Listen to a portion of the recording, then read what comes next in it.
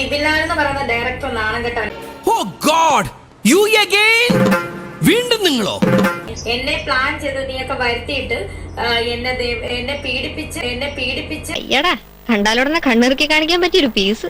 അല്ലെങ്കിൽ വൃത്തികെട്ട രീതിയിൽ ചിത്രീകരിച്ച് നീ താത്തയ്ക്ക് കണ്ടന്റ് കൊടുക്കാനുള്ള വെൽ പ്ലാൻഡ് തന്നെയായിരുന്നു അല്ലെ? പീഡന ശ്രമം തന്നെയാണ് അവിടെ നടന്നത് അല്ലെ? അതിലും നല്ലത് വല്ല പാണ്ടിലോറിക്കും തലവെക്കുന്നതാ. വല്ലപ്പോഴെങ്കിലും ഒന്ന് സത്യം പറയടി, വല്ലപ്പോഴെങ്കിലും ഒന്ന് സത്യം പറ. എന്ത് ചെയ്യാനാടാ, ഞാൻ ഇങ്ങനൊരു ദുരന്തനായി പോയി. ഞാനും അയാളും തമ്മിൽ എന്തോ ഇടപാടിലാണ് നിന്നെ വരുത്തിയത്. എടി, നിന്നെ കൊണ്ടുവരണോ? വിരലോ ഓടിച്ചാ ഞാൻ പറയുന്നിടത്ത് നിന്നെ ആളെത്തിക്കും.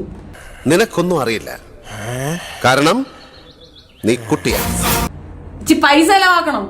അയ്യേ, ഒരു വെടിയെ കൊണ്ടുവരാൻ ഞാൻ പൈസ ചെലവാക്കുന്ന അതിൽ ഒരു നാണക്കേട് എനിക്ക് വേറെ ഇല്ലേ? നീ എന്റെ മാനം കളയരുത്, നിനക്ക് എന്ത് വേണേലും ഞാൻ തരാം. ഈ മീഡിയക്കാരെ വിളിക്കാൻ വേണ്ടിയിട്ട് ഇവൾ റിക്വസ്റ്റ് കൊടുക്കുന്ന വോയിസ് ഞാൻ തെളിവ് ഉൾപ്പെടെ ഇട്ടതാണ്. Flash back. അവരായിട്ട് വിളിച്ച് അറേഞ്ച് ചെയ്ത് തന്നെ കുറച്ച് ഇതുണ്ട്, യൂട്യൂബേഴ്സിന്റെ നമ്പർ പഠിച്ച കള്ളിയാ. അത് അവർ ഓരോന്ന് ഇട്ടിട്ട് ഇവരെ വിളിക്കണം, ഇവരെ മെസ്സേജ് ചെയ്താൽ പോരാ, ഫോൺ കോൾ ചെയ്യണം. ഓഹോ, ഇതിനിടയ്ക്ക് അങ്ങനെ ഒരു കളിയുണ്ടോ?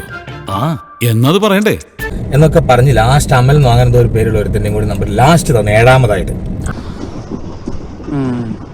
ആ ആളാണ് ഇതിൽ ഏറ്റവും കൂടുതൽ ബുദ്ധിമുട്ടിച്ചതെന്ന് എനിക്ക് തോന്നുന്നു. ഇത് വലിയ ശല്യമായില്ല പണ്ടാരുടെ കാര്യമായിട്ട്. ശ്രീനി ആ ഗിയർ ലിവർ എടുത്തോളൂ, ഇയാളെ തലക്കെട്ടൊന്നും കൊടുക്കട്ടെ. Flash back. കണ്ടോ, ഇപ്പൊ മനസ്സിലായല്ലോ. ഇവൾ പറഞ്ഞു, ഇവൾ റിക്വസ്റ്റ് ചെയ്തിട്ടാണ് ഈ വായി നോക്കിയോളോ അവിടെ വിളിച്ച് വരുത്തിയിട്ടുള്ളത്.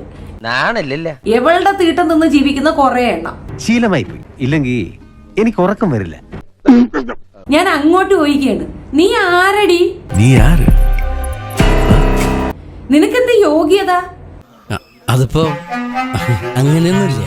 നീ ആരെന്നാ നിന്റെ വിചാരം? നീ ഭയങ്കര ആക്ട്രസ് ആണെന്നാണോ നിന്റെ വിചാരം? വെറുതെ ചിരിപ്പിക്കരുത്. ഞാൻ പറഞ്ഞത് ഇവളുടെ ടാക്ടിക്സ് എന്താണെന്ന്. 6-7 ആണുങ്ങളെ കൊണ്ട് കിടപ്പുണ്ട്, കൂടെ കൊണ്ട് കിടക്കുകയാണ്.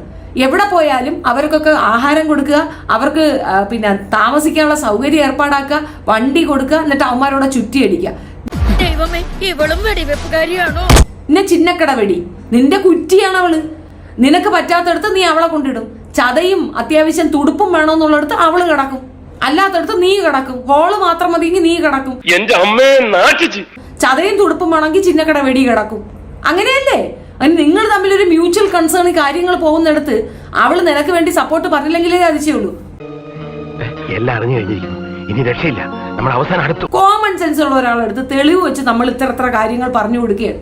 കോമൺ സെൻസ് ഉള്ളവർ എന്ത് ചെയ്യും? അത് പറയുന്ന കാര്യമാണല്ലോ എന്ന് ചിന്തിക്കും. അത്രക്കുള്ള ബുദ്ധിയൊന്നും അതിനില്ലല്ലോ. അവക്കത് ചിന്തിക്കാൻ പറ്റാത്തത് എന്തുകൊണ്ടാ? അവള് നിന്റെ സബ്സ്റ്റിറ്റ്യൂട്ടാ. നീ പോകാൻ പറ്റാത്തടുത്ത് അവളെ നീ പറഞ്ഞു വിടും, അവള് നിനക്ക് വേണ്ടി പോയി കിടക്കും. അതുകൊണ്ടാണ് വിട്ടുപോകാൻ ബുദ്ധിമുട്ട്. എല്ലാം അറിഞ്ഞല്ലേ? അറിഞ്ഞടാ, അറിഞ്ഞു.